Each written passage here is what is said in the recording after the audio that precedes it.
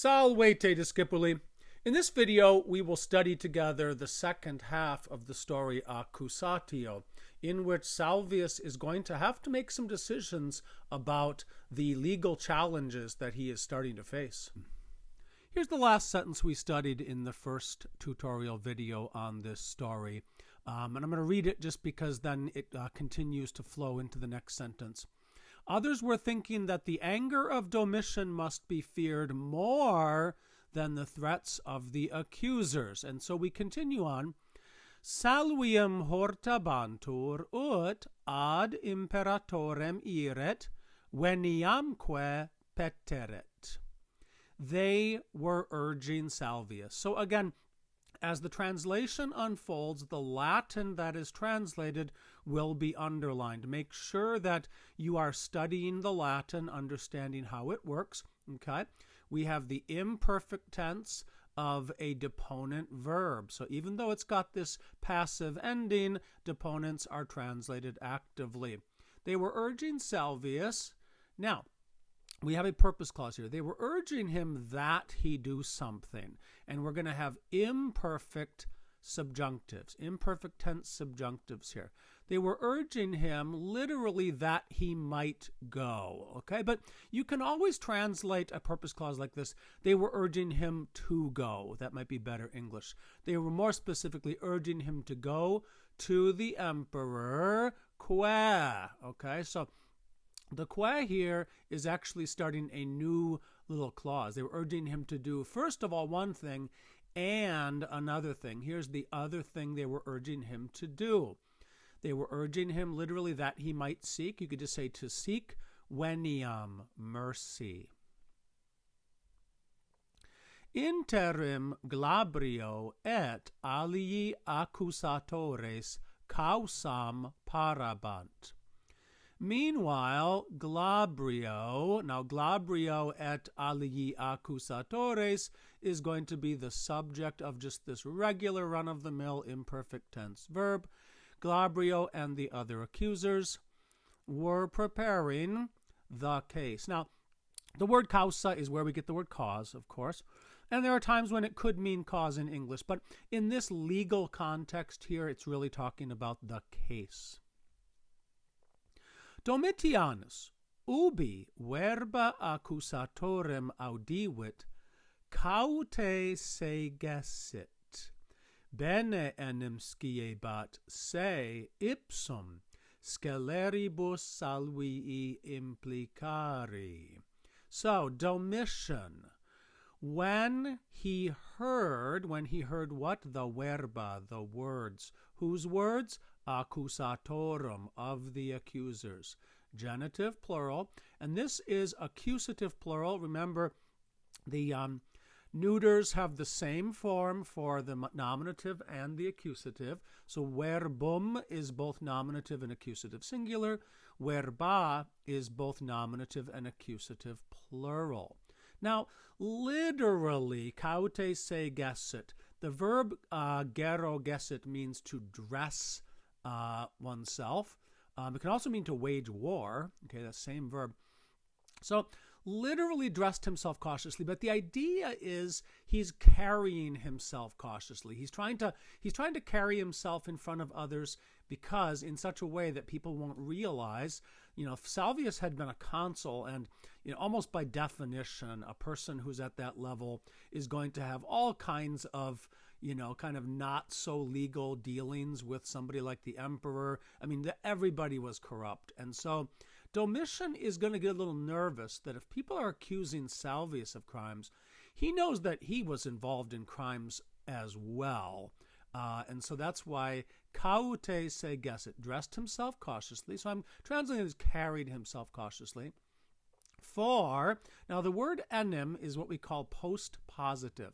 Okay, it always comes second in a clause or a sentence. Okay, so the fact that it comes second after bene is normal, but you probably want to translate it first. For, literally, he was knowing well. Now, I put that in parentheses because this is triggering right here. The rest of the sentence is an indirect statement construction. For he was knowing well that, se ipsum, he himself. What was he himself? Implicari, was implicated. What was he implicated in? Sceleribus. Whose crimes? The crimes of Salvius. Okay, so we have a passive infinitive here. Implicare would be to implicate. Implicari, to be implicated, but in this indirect statement, I'm translating it as that he himself was implicated, sceleribus Salvii, in the crimes of Salvius. Interim, ut solicitudinem dissimularet, et speciem amicitiae praeberit, Salvium donis honoravit, ad caenam invitavit, comiter excapit. Meanwhile, so now we're going to have here actually the purpose clause first, and you can certainly do that, okay? Usually it's like somebody did something, ut something else, but you can have the ut first. You can say ut something and then what someone did, okay? So in order that dissimularet, that he might conceal, solicitudinem, that he might conceal anxiety. Okay, so he's nervous about Salvius getting implicated in crimes because he knows he's implicated in crimes as well, but he doesn't want to come off as nervous because then like people say, what's he nervous about? Maybe he's guilty too. Okay, so in order that he might conceal anxiety, and again understood ut, in order that he might praeberet, provide speciem amicitiae, the appearance of friendship. Okay, here's what he did. Honoravit, he honored Salvius donis, with gifts. Okay, so now this form donis is ablative plural here. In form it could be dative plural, but this one here is ablative plural. What else did he do? Invitavit, he invited, understood Salvium. He invited him to dinner. What else did he do? Excapit, he received him, understood Salvius. In what manner did he receive him? Comiter, kindly. Domina autem, iam ab exilio revocata, atque in favorem Domitiani restituta, intente ultionem adversus Salvium meditabatur. Okay, now this is the wife of the emperor, Domina. However, already revocata, recalled or called back from exile. Okay, so she'd been exiled for a while. And restituta, restored. Restored into what?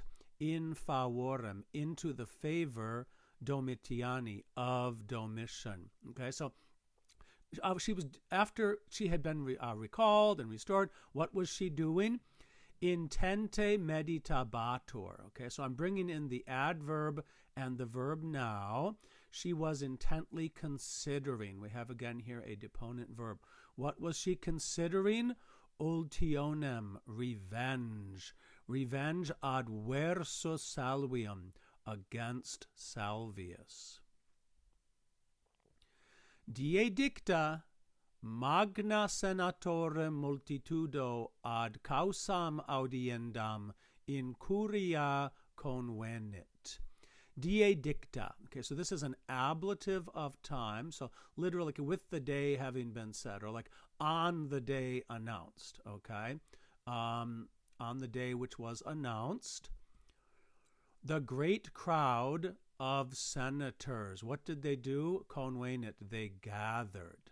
Okay, what did they gather to do? We are going to have here a gerundive following ad. Okay, so audiendam is the gerundive. Ad plus a gerundive means like to do something. Okay, so literally to hear. Okay, now the object causam, which is going to be the case, is a feminine noun. And that influences, believe it or not, the gender of the object ends up affecting the gender of the gerundive itself. So if this had been like to hear the friend, This could have been ad amicum audiendum. Okay, so in other words, the object is what made that become a feminine. So, in order to hear the case, ad causam audiendam, and it's normal to put the object of the gerundive between the preposition and the gerundive itself. Okay, so they gathered in order to hear the case, to hear it where? In court.